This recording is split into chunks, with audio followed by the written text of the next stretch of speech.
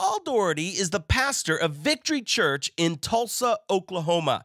We recently partnered together for a great evangelistic crusade in Santa Ana, El Salvador. And I had the opportunity to sit down with Pastor Paul and talk to him about the heart that Victory Church has for missions. For over 40 years, Victory has been reaching people in Tulsa, Oklahoma, and around the world. If you're a pastor, you are going to be inspired to empower your church to get more involved in reaching more people for Jesus. Jesus said, "Go into all the world and preach the gospel." Everyone who calls on the name of the Lord shall be saved. Welcome to the Evangelism Podcast with Dr. Daniel King, where Daniel interviews full-time evangelists, pastors, missionaries, and normal everyday Christians to discover how they share their faith, their powerful testimonies, and amazing stories that will inspire you to reach people with the good news.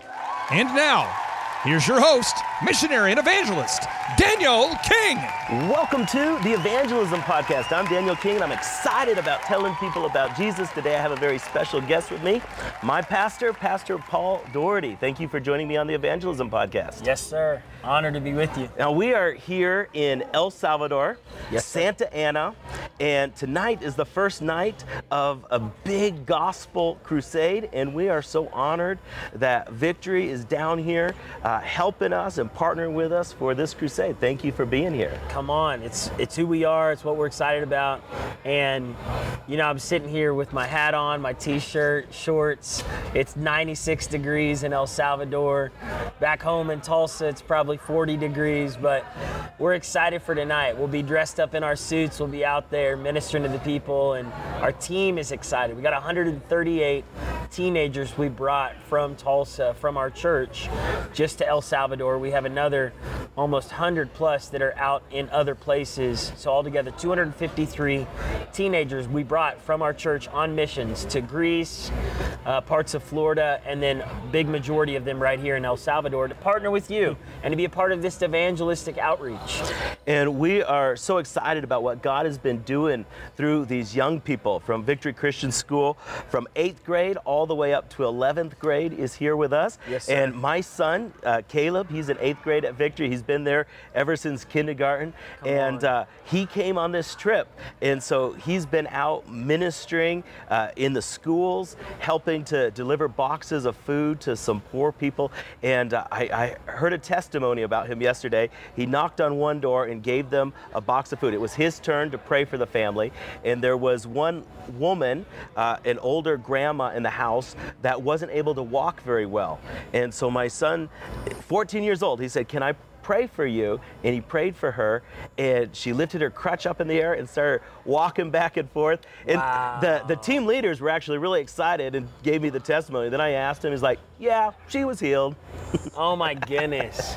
How cool is it though that you get to go on, you get to do your normal crusades, because you do this all the time. Every year you do multiple evangelistic crusades, but I think it's cool that you get to be with your son, with his school, teamed up with your evangelistic ministry and your church. Is this the first time that's happened, or has it happened before? I think for seeing someone get healed when he prayed for them, this might be the first time. That's amazing. I mean, we've always encouraged him to pray for the sick, but just it changes a young person's life when they see God work through them. And Victory has actually had a long history of being involved in missions. My parents, Robert and Susan King, they graduated from Victory's Mission School back in 1988. Wow. And they went to Mexico and started hosting groups that came from Victory Christian Center. In Juarez, Mexico. I went. And yeah, they hosted it for like 13 years in a row. I remember there used to be these big groups of young people that would come down, and we'd take them running through the streets of Juarez.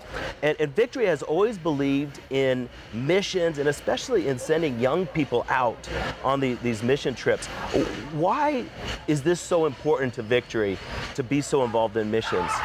You know, even as I'm looking at the teenagers right now around us, and if you're listening to this podcast, you can't see it, but we're surrounded by teenagers that are all around the hotel area, and I love seeing their joy. I love seeing them come alive.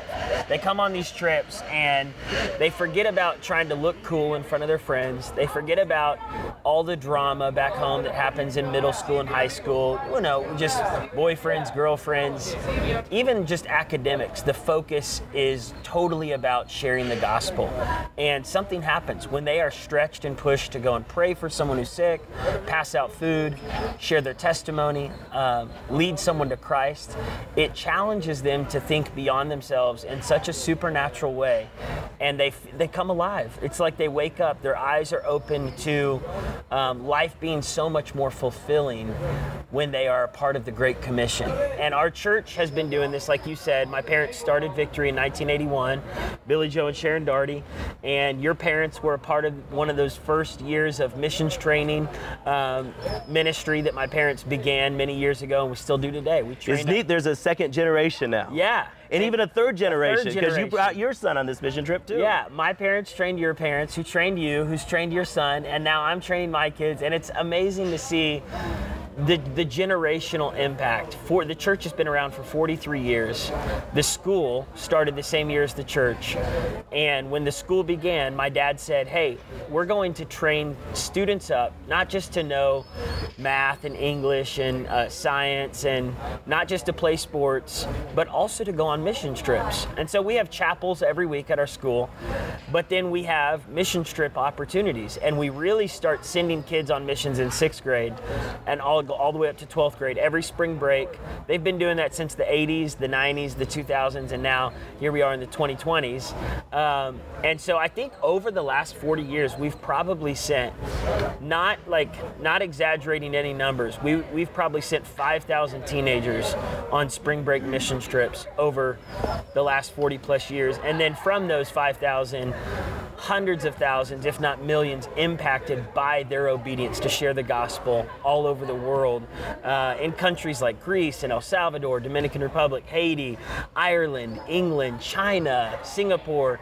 And as teenagers go out, you know, my life was changed. I went to Juarez in 6th grade, and I worked with your parents, sharing the gospel, going with my grade. We had probably 50 kids from our class that went, and our lives were forever impacted because we got to share the hope of Jesus.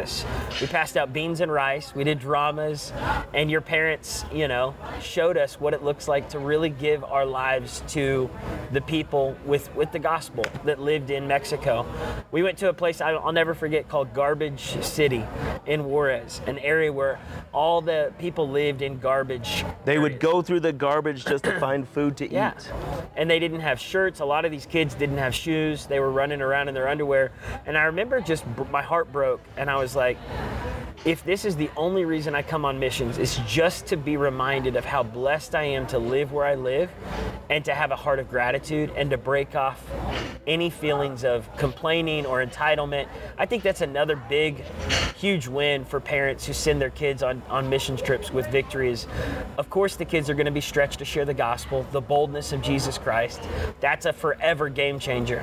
But the other part is their eyes are going to be open that 95% of the world lives on less than $2 a day. And so much of the world is impoverished. And when these American teenagers who have 5 pairs of shoes in their closet, you know, they have a good pillow, they have a good bed, air conditioning, a heater, when they come to places where there is so much poverty and these kids don't have a bed and they don't have even a pair of shoes, it breaks their heart in a healthy way. And it reminds them the world is bigger than Oklahoma, the world's bigger than America, and they need Jesus, and we need to live with generosity. We're blessed to be a blessing. So I think there's so many benefits of getting our teenagers on mission trips. I mean, it just is endless. And we're now rotating our kids. We have 5 kids, a 10-year-old, 8-year-old, 5-year-old, 4-year-old, and a 2-year-old. And we're rotating which one gets to go on missions each, time I go out. So I've taken my oldest, I've taken my now 8-year-old, I've taken my 5-year-old, and eventually I'll take our 4-year-old, 2-year-old as they get older. But it's awesome getting to take them on missions. Well, I'm so thankful for the heart that you have for missions and the heart that Victory has had for missions for so many years. And I just want to personally say thank you, because Victory, when my parents went out as missionaries, Victory started supporting them on a monthly basis, and they helped to support them every single month for over 30 years. Wow. And in this day and age of so many churches, I think sometimes have lost the vision for missions. Yeah. Victory is really special because you've kept this vision for missions, this vision for helping support missionaries. And so Victory to this day continues to support missionaries all over the world. You've planted over 2,000 Bible schools that are ongoing in different nations around the world and continue to have impact. I mean, I remember I was in Ethiopia a couple of years ago, and I was sitting and drinking coffee. I heard someone talking about a Bible school, and I talked to them, and it was a Victory Bible School. Wow. That they had started after your father had visited Ethiopia. And I just found them in the middle of nowhere. Wow. And I went and preached for them that day. It was really cool. That's amazing. And so, you know, your father, Pastor Billy Joe Daugherty, was a great pastor, Yeah. but he was also a great evangelist. Yes, sir. And he had a great heart for evangelism. I remember when I was 14 years old, I got to go to the Olympic Stadium in Russia. At that time, he was doing a series of 18 months of crusades in Russia, in St. Petersburg. And so when I was 14, I remember seeing thousands of people running to the altar call. And that had a big impact on my life, and it really gave me a vision to believe God, to bring people to Jesus. And to this day, that time that I saw the people rushing to the stadium in St. Petersburg, it makes me tear up when I think about it. I say, oh God, do it again. Come on, Jesus. I want to see people hungry for Jesus that come running up for altar calls. Come on, Jesus. And so Victory has, you have a great heart for evangelism, and it's not just foreign missions, but you also have a great heart for reaching people in Tulsa. Yes, and sir. so we have a lot of pastors that listen to this podcast. What would you say to encourage pastors who want to reach out to their communities and then reach out to the world? Well, I think one, just the importance of doing one thing at a time, starting one day at a time with what you have. You know, if you're a pastor of 20 people in a rural town and you may not have all the resources that a large church like Victory might have, but you still have resources. You still have 20 people that could be mobilized to be evangelistic minded. And so mobilizing who you have and what you have to use for the gospel and for the advancement of bringing hope and compassion. People need Jesus. And so whether your town is 1,000 people or 10,000 people or 100,000 people, there's a percentage of those people that have not yet given their hearts to Christ and need hope. There's a percentage of those people that are dealing with loneliness, depression, suicidal thoughts, addictions, and they've drifted from God. And so how do we go after them? I think what I would encourage pastors with is be consumed with that lost sheep. Be thinking about that lost sheep. Of course, we want to disciple the 99. We want to give our hearts and lives to the people that are in the church and equip them. But we don't want to forget about the people who aren't here yet, the people who haven't accepted Christ, and the people who are not inside church yet. And so I would just encourage pastors, think about what you could do every week to mobilize your people to go and share the gospel, telling them like, hey, let's use our social media, let's use our platforms on YouTube, let's use our voice at work, let's share the gospel, let's get some invite cards to our church, let's get some witnessing tracks, you know, and then let's pass out groceries. For our church, we're always passing out groceries. We're doing all types of different physical outreaches to our city, cleaning up parks, showing up and ministering at nursing homes, showing up to apartment complexes where there's tons of boys and girls, and we will set up a sound system and we'll just do a pop-up children's church service, pass out candy, pass out, you know, invite cards to church, and then pray with families. And through those outreaches, it brings in that lost sheep, that person who's not yet right with God, not in church. A couple of big things we do every year is an Easter production and a Christmas production, and then we do some different like carnivals that we do for our city. And we use these as tools to get, you know, to evangelize, to witness to people who are not really following Jesus, don't know Jesus, haven't given their hearts to Jesus, and whatever we can do to get them in the doors. And so we've got a big one coming up next week for Easter.